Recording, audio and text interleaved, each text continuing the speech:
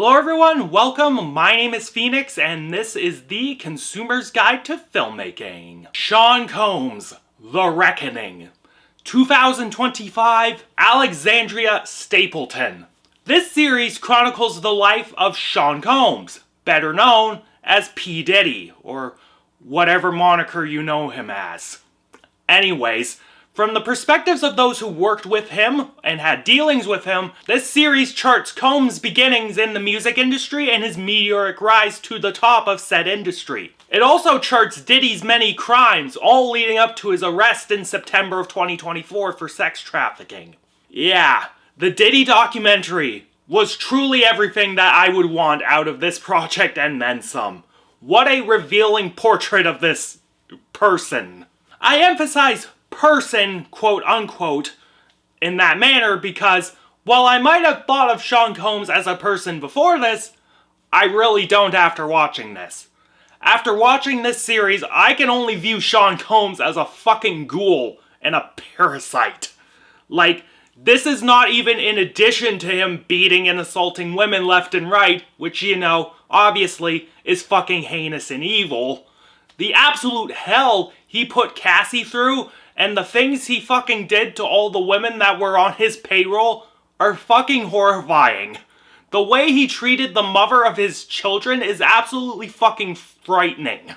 No, like, Diddy is just a ghoul in every aspect and in every possible respect you can think of. The man swindled so many people in the music industry. Producers, artists, anyone who even remotely worked with Bad Boy Records got fucking fleeced in order to line Diddy's pockets. The co-founder of Bad Boy Records details how he was slowly forced out of the company he helped found, all because Diddy wanted more for himself. The man is also allegedly, don't let that stop you from believing what this documentary is putting forward, but this man is complicit in a lot of people's deaths. Most notably, the deaths of Tupac Shakur and his best friend, Biggie Smalls. The man not only instigated a needless turf war between record companies and ended a beautiful friendship between Pac and Biggie out of bitch-ass jealousy. No, he allegedly hired a bunch of Crips to light up Pac. Then he forced Biggie to go to California shortly after the fact, despite Biggie being persona non grata in Cali, and put him in a situation that clearly wasn't safe, leading to Biggie getting shot. Then, as if that wasn't enough, Diddy used Biggie's death to get himself on the cover of Rolling Stone and to promote his own record. Like, seeing that footage of him performing I'll Be Missing You, it's great.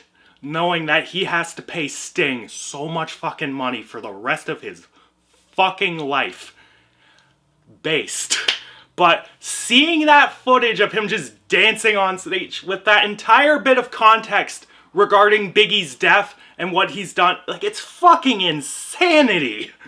But hey, Diddy at least put together a nice funeral for his friend Biggie, which he made Biggie's estate pay for. Some fucking friend. This frightening portrait is all brought together by director Alexandria Stapleton and her incredible team of editors. All of this archival footage that she found, some of which was from Sean Combs' personal cameraman, as well as from the investigations into Pac and Biggie's shootings, were incredible finds.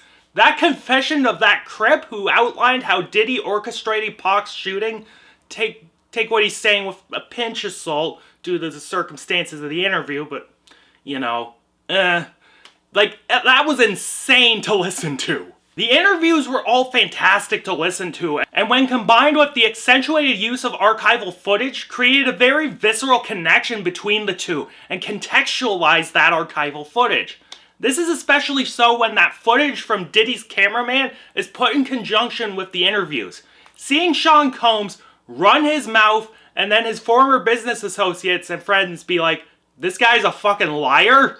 It was wonderful stuff. The only issue I had with the editing is that there are some very redundant editing choices. Like most documentaries, it will use text blurbs and cards to provide context and inform the viewer that certain people could not be reached for comment.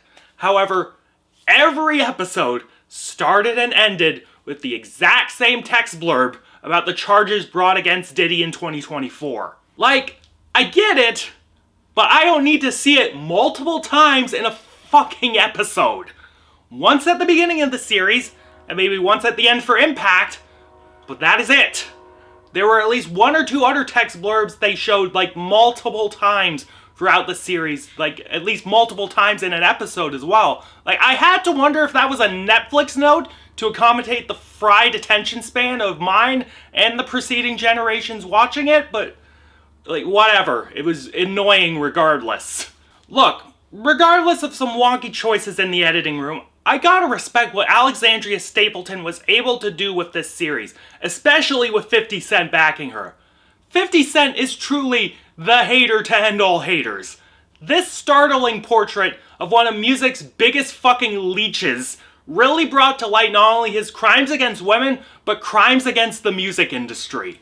Assault of all varieties, fraud, murder, and so much more, Diddy is a vile fucking excuse for a human being. And this director put together what is probably the definitive account of his rap sheet. If you can stomach some of the harsher subjects that are broached by this documentary, this series is something you need to see. Recommended. And I am feeling an 8 to an 8.5 out of 10 on this one. It's a little closer to an 8.5 than it is an 8, and that's maybe a little generous, but goddamn, this series is eye-opening. Catch you later, guys.